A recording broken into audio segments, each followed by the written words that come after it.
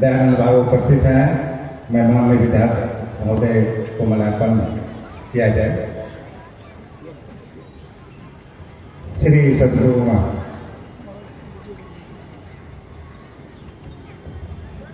और खुशी की बात है कि हम लोगों के विधायक महोदय संत मत से दीक्षित भी हैं।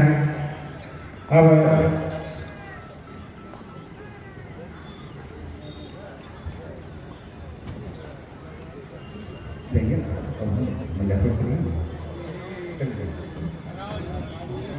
छोटे लाल जी महाराज मंत्रासीन है।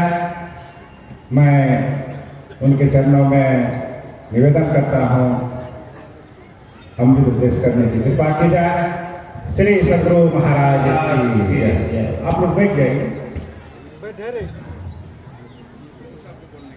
बंदो गुरुपद कंज कृपा सिंधु नर रूप हरि महामोहतम पुंज जासु बचन रवि कर निकर धन्य धन्य सतगुरु सुखद महिमा कही न जा जो कछु कहूँ तुम्हारी कृपा मोते कछु न बसा। तीर्थों को भी पवित्र करने वाले मंचासीन आचार्य महोदय, अन्य महात्मागण और संत मत सत्संग के वचनों को सुनने के लिए धर्म प्रेमी सज्जनों, माताओं एवं बहनों, अभी सत्संग योग से पाठ हुआ है। ध्यान बिंदु परिषद का भी पाठ हुआ है। अन्य पाठ भी हुए होंगे।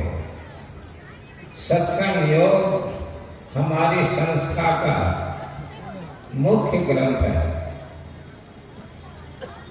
जिस तरह ईसाई धर्म में बाइबिल का, इस्लाम धर्म में कुरान शरीफ का, सिख धर्म में गुरु ग्रंथ साहब का महत्व है, उसी तरह संत मत में सत्संग योग का महत्व है। सत्संग योग लिखने और संपादित करने का उद्देश्य क्या है?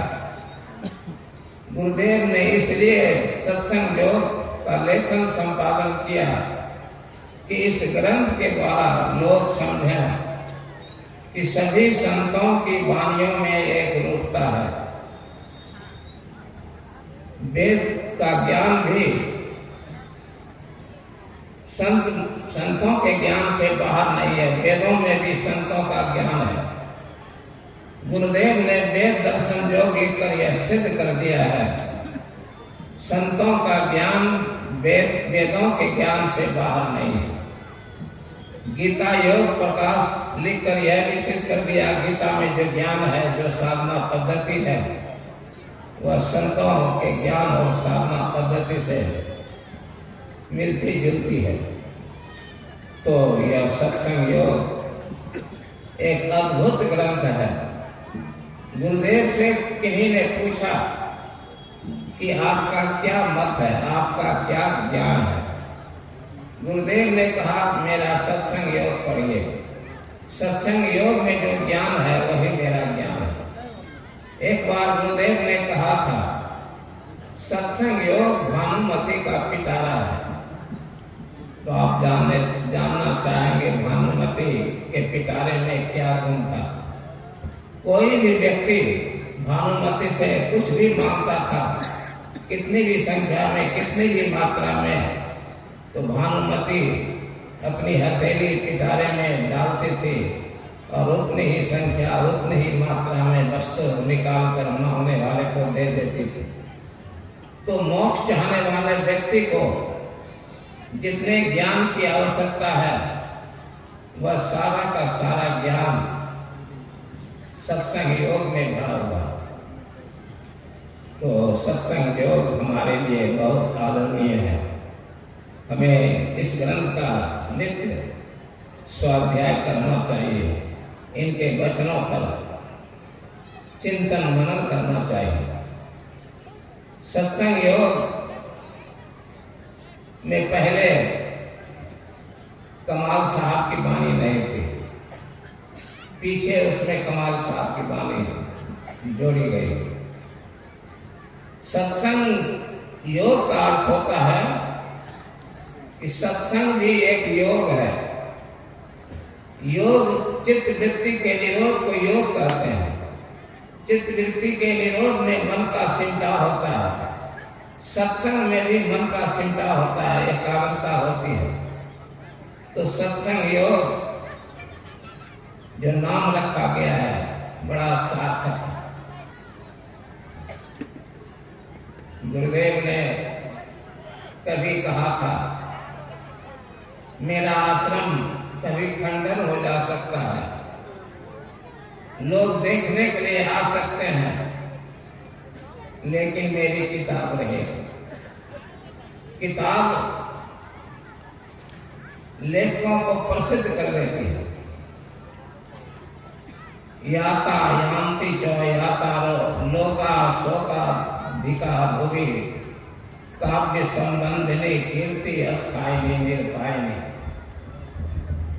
पहले बहुत से लोग आए चले गए, आज भी लोग आ रहे हैं, चले जा रहे हैं, भविष्य में भी लोग आएंगे चले जाएंगे। लेकिन जिस व्यक्ति ने कोई सदग्रंथ लिख छोड़ा है, तो जब तक सदग्रंथ रहेगा, शरीर छोड़ने पर भी उस लेखक की कीर्ति संसार में छाई हुई रहेगी।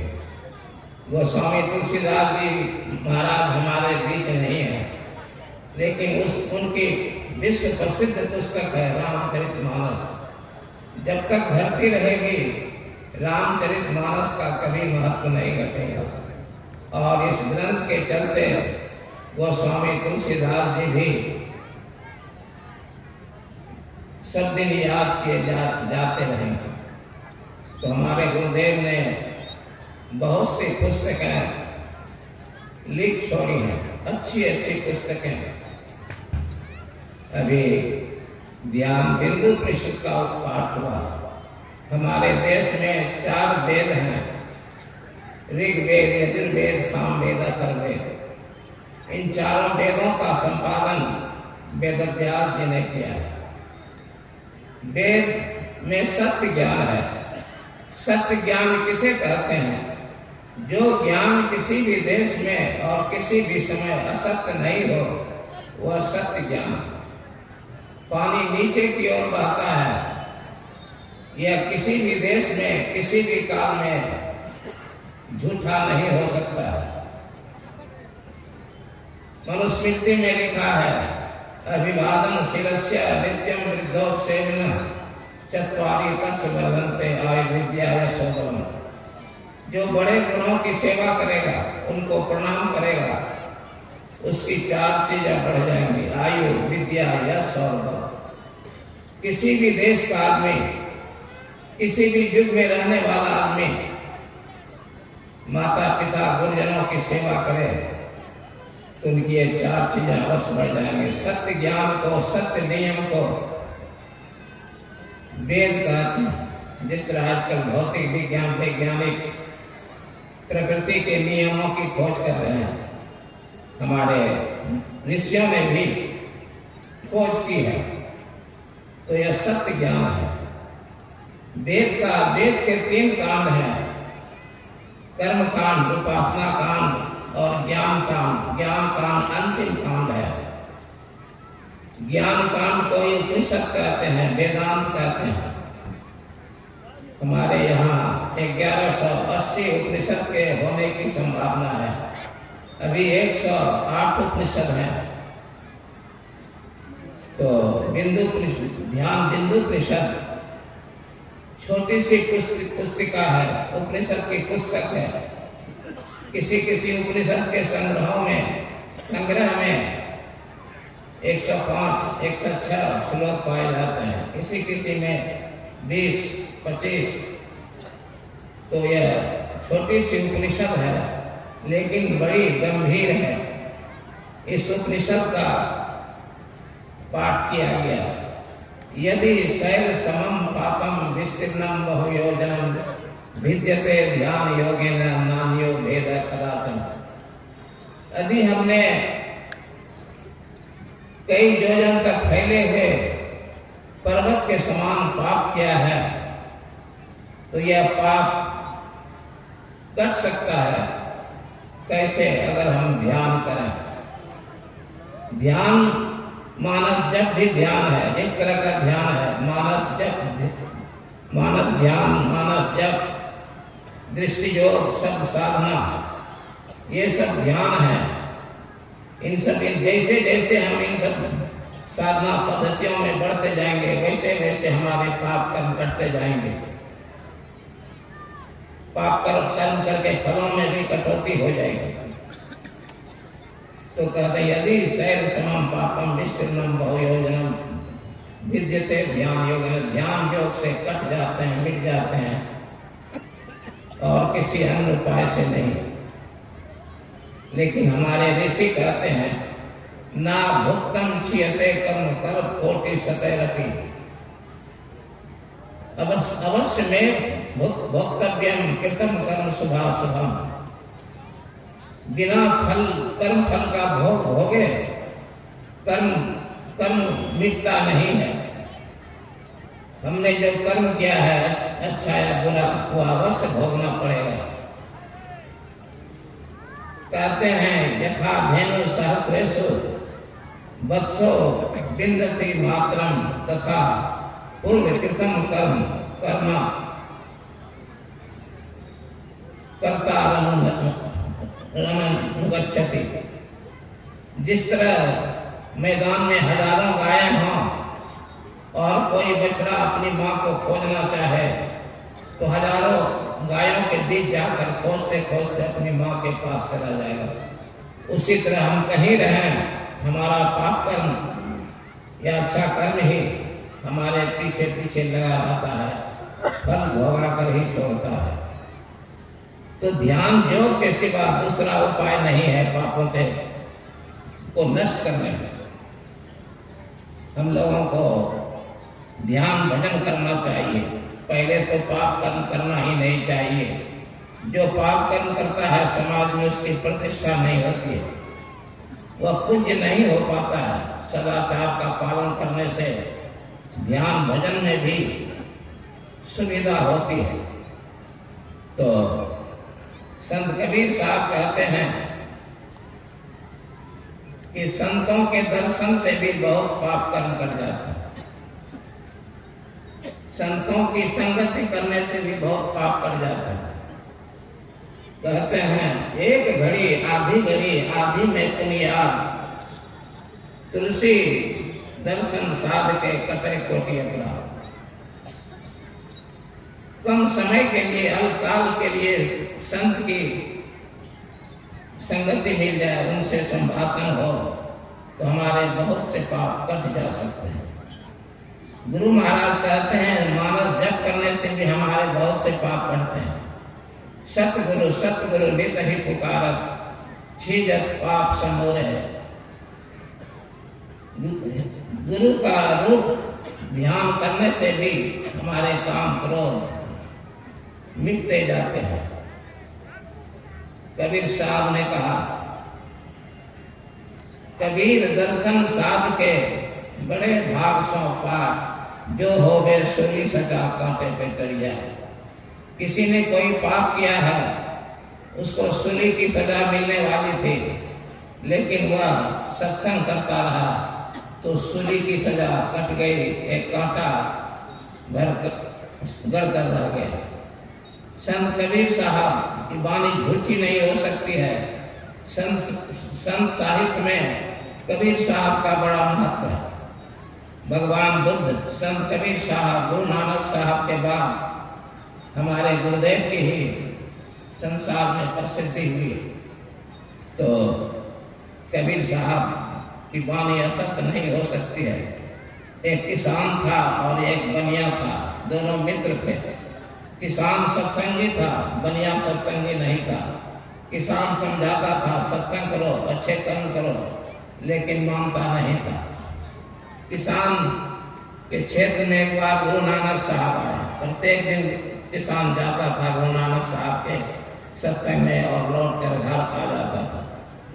एक दिन लौट रहा था घर सत्संग करके, पैर में कांच गड़ गया, खून बहने लगा। किसान ने गमछी फाड़ ली, गमछी के पट्टी बांध दी, लंगड़ाता हुआ आ रहा था। रास्ते में उसका मित्र बनिया मिल गया। देखा किसान लंगड़ाता हुआ आ रहा है, हंसी मजाक करने का मौका मिल गया। कहा मित्र कहाँ गए थे? कहा कि सत्संग में गया था। कहा कि देखो सत्संग का फल क्या हुआ, कांच टुकड़ा कर गया, खून बहा। यही सत्संग का फल होता है, फालतू फालतू सत्संग करते हो। किसान सीधा था, कहा कि मैं नहीं कह सकता हूँ, तुम चलो नानक साहब के साथ पास, उनसे पूछूंगा कि सत्संग करके लौटते वक्त मेरे पैर में कांच क्यों गड़ गया। कहा नहीं हम साधु महात्मा पास नहीं जाते। बहुत जिद की और कहा चलो तुम सामने नहीं जाना, बाबा के दीवार की ओर में रहना, हम दोनों पर बातचीत करेंगे, तुम सुनना। किसी तरह तैयार हुआ, लेकर गए, दीवार की ओर में खड़ा रहा। किसान ने नानक साहब को प्रणाम किया और कहा महात्मन सत्संग करके जा रहा था, पैर में कांटा कांच गड़ गया, खून बहने लगा, इसने पट्टी बांध। ऐसा क्यों हुआ? महात्मा जी ने आंखें बंद की, फिर आंखें खोल कर बताया कि तुमने पिछले जन्म में एक आदमी की हत्या की थी और लाश को कहीं गायब कर दिया था। तुम पर केस मुकदमा नहीं हो सका, लेकिन इस जन्म में तुम्हें किसी न किसी प्रकार फांसी की सजा मिलने वाली थी। लेकिन तुम जो सत्संग करते रहे, उसके प्रभाव से पाप कर्म करते गए। एक कांच का टुकड़ा से बिगड़ा। कहा कि बाबा मेरे एक मित्र हैं, बहुत अच्छे हैं, लेकिन कुछ बुरी आत्माओं के शिकार हो गए हैं। वे आ रहे थे आज, पाप करने का मौका नहीं लगा। रोज पाप करने के लिए जाता था, लेकिन आज मौका नहीं लगा। नदी के किनारे आ रहा था। नदी में बाढ़ आ गई थी।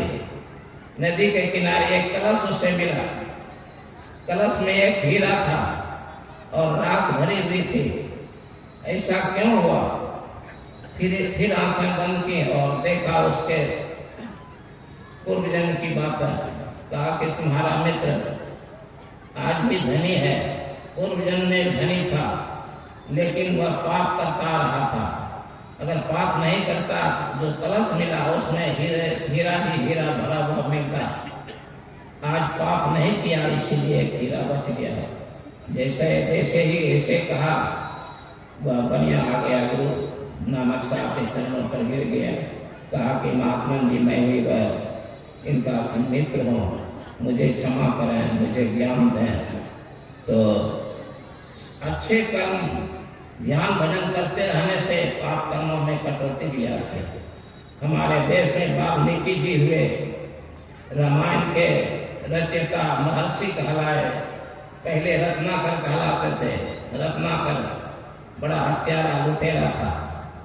एक संत की संगति से उसका भी उद्धार हो गया। नारद जी की संगति से नारद जी ब्रह्म ऋषि हो गए ध्यान करके, और उसी जन्म में मुक्त हो गए। उन्होंने बहुत सारे पाप किए थे। सारे पाप उन्हें अपने फल नहीं दिला सके। बहुत से पाप कट गए, मोक्ष प्राप्त कर लिया, निर्वाण प्राप्त कर लिया। दूसरा जन्म वाल्मीकि जी को लेना नहीं पड़ा। जो पाप कर्म फल भोगाने के लिए बचे हुए थे, सारे के सारे नष्ट हो गए। इसलिए ध्यान भजन सत्संग, संतों के दर्शन, संतों को देखने से लाभ होता है, संतों के पास बैठने से लाभ होता है, संतों की सेवा करने से लाभ होता है, संतों की आज्ञा का पालन करने से लाभ होता है। संतों के पास लाभ ही लाभ है। आप 10-15 मिनट तक संतों के पास बैठिए, उसके बाद उठिए तो आपका मन पवित्र मालूम पड़ेगा, मनोबल बल ऊंचा मालूम पड़ेगा। संतों से कभी हानि नहीं होती है। हमारे गुरुदेव ने कहा है अपनी बलाने में, हानि न गुरु सो होवत लहा, पूरे चाहे पूरे हाजत रहे न चाह। संत से किसी भी हालत में किसी की हानि नहीं होती है, चाहे बाटा छुटकारा प्यार दें, लाभ ही लाभ होता है। संतों की संगति करने से सारी इच्छाएं पूरी हो जाती हैं। मैं इन्हीं शब्दों के साथ अपनी वाणी को विराम देता हूँ। हमारे पूज्य आचार्य महोदय बोलेंगे और उनकी वाणी से आप लाभ उठाएंगे। बोलिए श्री सद्गुरु महाराज। हम लोगों के बीच